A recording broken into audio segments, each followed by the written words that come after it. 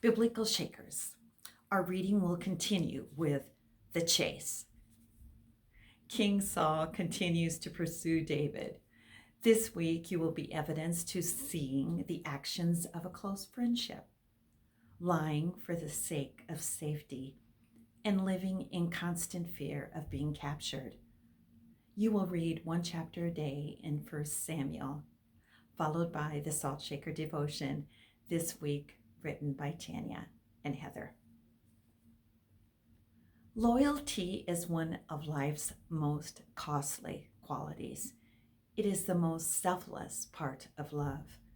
To be loyal, you cannot only live for yourself, you must live for another. Loyal people not only stand by their commitments, they are willing to suffer for them. Jonathan is a shining example of loyalty. He demonstrated that truth always guided loyalty, and that the source of truth was God.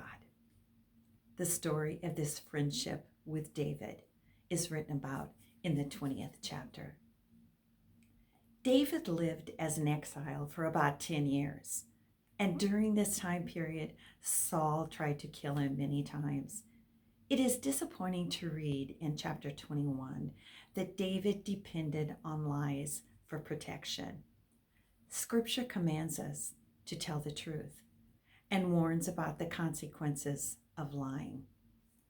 Jesus was our example, for there was no deceit in his mouth.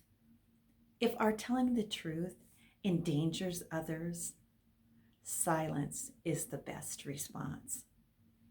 When David ran ahead of God, he found himself in trouble and lied. There were severe future consequences. The safest thing to do in our lives is to pray, lead us not into temptation. A question that comes out of chapter 22 is, why would Saul have his own priests killed? And why did God allow 85 innocent priests to die? Their deaths served to dramatically show the nation how a king could become an evil tyrant.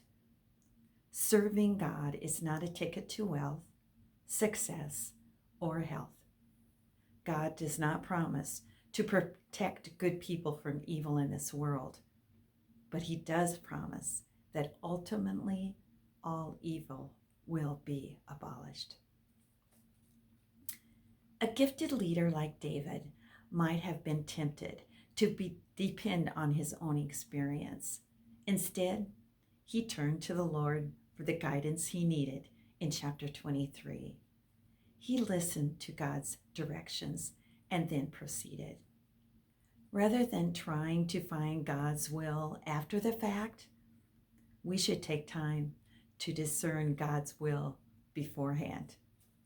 We can hear him speak through the counsel of others, his word, and the leading of his Spirit in our hearts, as well as through circumstances. Chapter 24 reveals the part of the story where David had an opportunity to revenge himself, but he showed mercy instead. David may have been Saul's enemy, but Saul was not David's enemy. He respected Saul's position.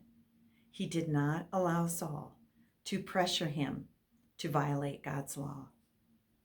Remember, the means we use to accomplish a goal are just as important as the goal that we are trying to accomplish.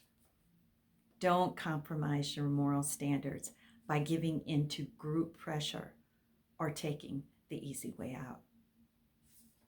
We will continue with our reading of 1 Samuel next week. Will the chase continue or will it end?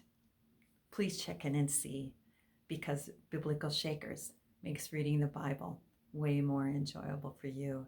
And I pray that the Lord will put a hunger on your heart.